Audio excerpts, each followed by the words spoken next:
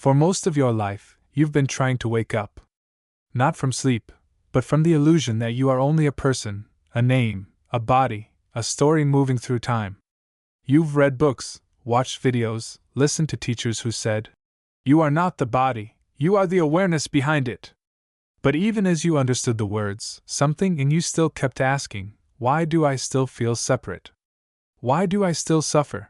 This is the moment when the final phase of awakening begins, when the seeking itself starts to dissolve. When you stop chasing enlightenment as a goal, and instead, begin to realize that everything you've been searching for was already happening through you, as you, right now. It starts subtly. Maybe one morning, you wake up and the usual rush of thoughts feels distant, like static in the background. You watch them move, but they don't pull you in as deeply. You feel space, a quiet witnessing presence behind everything. The mind still talks, but you no longer believe it to be you. This is the beginning of seeing through the veil. You start to notice that life doesn't revolve around you, it flows through you. Every sound, every face, every breath is part of the same field of energy. The boundaries you thought separated you from others begin to blur. You sense that your thoughts are not your thoughts. They arise from a deeper intelligence, a collective consciousness. This realization can be both liberating and disorienting. The ego panics, whispering, "You're losing yourself." But that's only because the self it's referring to, the one built from stories, memories, and fears, is fading. You're not losing anything real. You're shedding illusions that were never yours. In this phase, people often feel a strange mix of emptiness and peace. Old desires lose their charge. Things that once mattered deeply, recognition, success, approval, start to feel like echoes from another life. Yet, something luminous begins to emerge beneath it all. A sense of connection, like a current humming beneath reality. You begin to realize that every experience, no matter how painful or blissful, was part of the same dance of awakening. The anger, the heartbreak, the longing, all of it was guiding you to this point of surrender. The universe wasn't against you, it was trying to reveal itself through you. This is where the phrase, "You are the field," begins to make sense. You're not just living in the world is unfolding within your consciousness. The trees you see, the people you meet, the emotions you feel, they are ripples of one field expressing itself in infinite forms. You are not a wave separate from the ocean, you are the ocean noticing itself as a wave. Once this understanding deepens, something miraculous happens. Fear begins to lose its grip.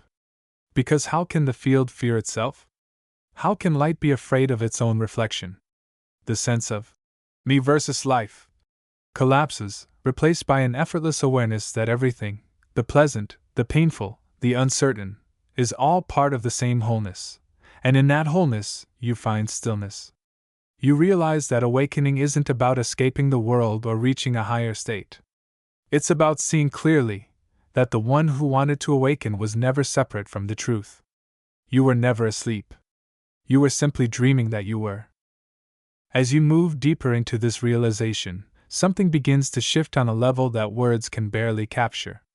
The mind, once obsessed with understanding, begins to quiet, not because it has all the answers, but because it finally understands that it doesn't need them.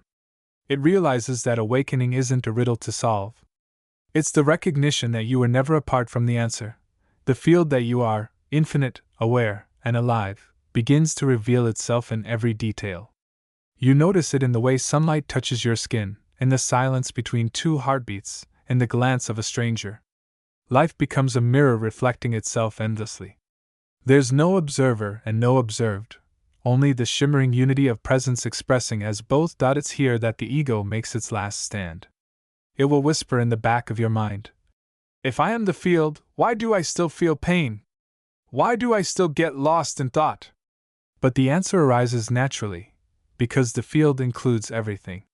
The pain, the confusion, the clarity, they're not mistakes. They're movements within the same infinite consciousness. The moment you stop trying to push them away, they transform into doorways back to awareness. And then something profound dawns on you, that awakening isn't an event, it's a process of remembering. You begin to see that every soul you meet is another facet of the same consciousness rediscovering itself. Every conflict, every love, every heartbreak becomes sacred.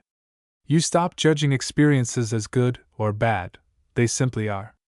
Life becomes poetry, and you are both the poet and the page. You start to sense an intelligence moving through your life, something beyond your control yet intimately connected to your every choice. Synchronicities become frequent. You think of someone, and they call. You set an intention, and the right opportunity appears. These aren't coincidences, they're the field responding to itself. You start to live in harmony with this flow rather than resisting it. Your relationships begin to change too. You no longer look to others to complete you because you've tasted the completeness within. You meet people from a place of freedom, not need. Love, once tangled in attachment and expectation, becomes vast and unconditional, a recognition of the same light shining through countless forms. Even those who challenge or hurt you are seen as mirrors, reflecting the parts of yourself still asking to be seen. In this phase, silence becomes your closest friend. Not the silence of absence, but the silence that vibrates with presence. You begin to crave moments of stillness, not as escape, but as communion with what's real. In that stillness, the field breathes through you. You feel guided, supported, and deeply at home in the now. Yet, even as this peace grows, life doesn't become perfect, at least not in the way the ego imagined. Challenges still arise, emotions still flow, but your relationship to them changes completely. You no longer drown in the waves, you recognize yourself as the ocean. You let experiences come and go, knowing that nothing can add to or take away from what you truly are. And sometimes, the realization deepens even further. You begin to see that even the concept of you dissolves. The field has no center, no edge, no boundaries. The sense of I am this body melts into the vastness of being. Time loosens its grip. Past and future begin to feel less real, and what remains is this eternal now, the only reality that ever existed. It's in this timeless awareness that a gentle truth dawns. You are not a person having spiritual experiences. You are consciousness having a human experience. You are life experiencing itself, pretending to be someone for a little while. And the beauty of this realization is that it doesn't make you detached, it makes you profoundly compassionate. Because now, when you look into another's eyes, you see yourself. You realize that suffering is never punishment, it's the field calling you back to remember what you are. Every time you resisted pain, life was whispering, "Come home." And when you finally stop running, when you sit with what is, without judgment, the illusion of separation dissolves like mist in the morning sun. And in that moment, something worthless unfolds, a peace beyond description. You no longer try to be awakened. You simply are. You move through life as a gentle witness, aware that every breath, every heartbeat, every star in the night sky is not happening to you, it's happening as you. This is when the final phase truly begins, not an end, but a new beginning. You live, speak, love, and act from the knowing that everything is you. The universe is not outside of you, it is the luminous fabric of your being. You realize that your existence is the universe expressing itself, learning about itself, and celebrating itself through infinite forms.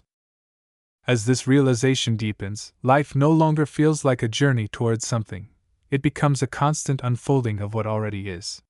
You stop striving to get somewhere, because you finally understand there is nowhere to go.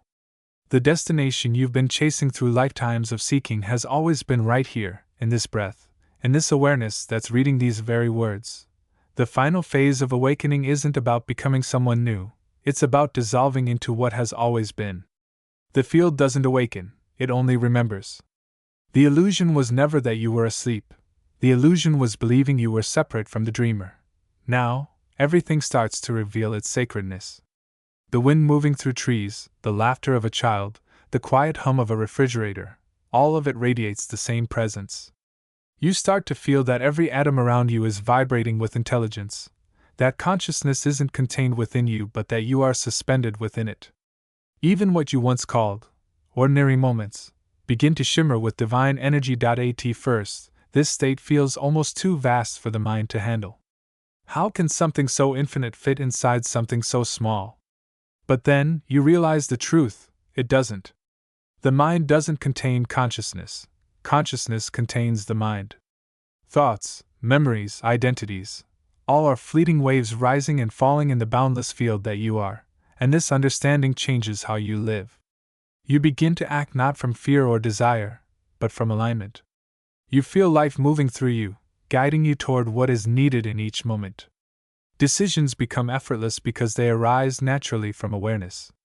You stop worrying about what's next because you know that what's next is simply another expression of the same infinite intelligence. When challenges come, you meet them differently now. You no longer fight the storm, you become the calm eye within it. You understand that everything, even pain, has a purpose, not a punishment, but an unfolding. Suffering loses its sharpness because you no longer take it personally. You know that the waves cannot harm the ocean. This deep peace doesn't mean you withdraw from the world. On the contrary, you become more alive, more present, more compassionate.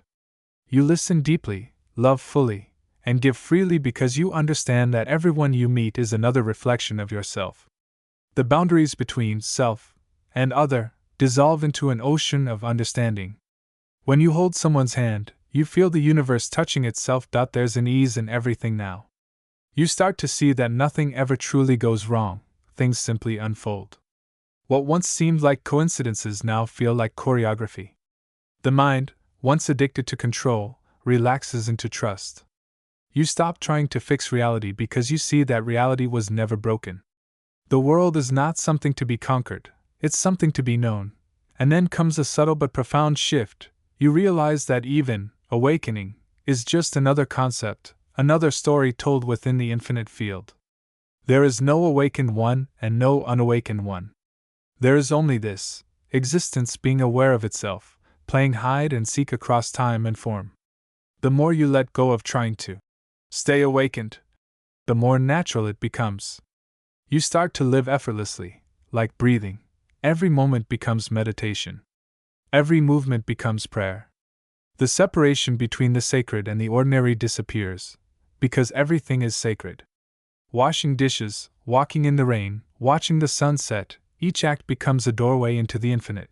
You begin to understand why ancient sages smiled without reason, why mystics spoke in paradoxes.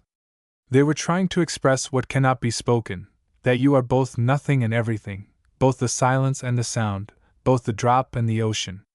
And in that realization, life becomes an art form, a dance of consciousness and perpetual celebration of itself.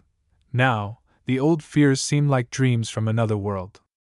The anxiety about future, the regrets of the past, they dissolve in the radiant clarity of now. You no longer cling to identity, because identity feels too small for what you are. You no longer chase enlightenment, because you see that the one who was chasing was never real. What remains is simplicity. Just being. Just presence. Just awareness shining through every moment. You live in alignment with the pulse of the universe, a dance of creation and dissolution, of birth and death, of form and formlessness. And through it all, there is peace, a peace that doesn't depend on circumstances. You realize now that the phrase, "You are the field," isn't poetic metaphor, it's literal truth. Every heartbeat in the cosmos is your heartbeat. Every wave that crashes, every leaf that falls, every star that burns, it's all happening within you. You are the stillness beneath movement, the silence beneath sound, the infinite watching itself through a billion eyes. And when you truly see this, not as an idea, but as your lived experience, you awaken not into another world, but into the same world seen with new eyes. Nothing has changed, yet everything has. You walk through life as if every moment is both brand new and eternal. You no longer look for meaning, you are the meaning. The final phase of awakening isn't an ending. It's the beginning of living as the universe itself, conscious, free, and boundless. You love without reason, create without fear, and live without resistance. You realize that life doesn't happen to you, life happens as you, and in the quiet of your heart you smile, because at last you remember what you always were. The seeker and the sought, the question and the answer, the dream and the dreamer, all one. You are not a fragment lost in the cosmos. You are the cosmos remembering itself. You are the field. You always were.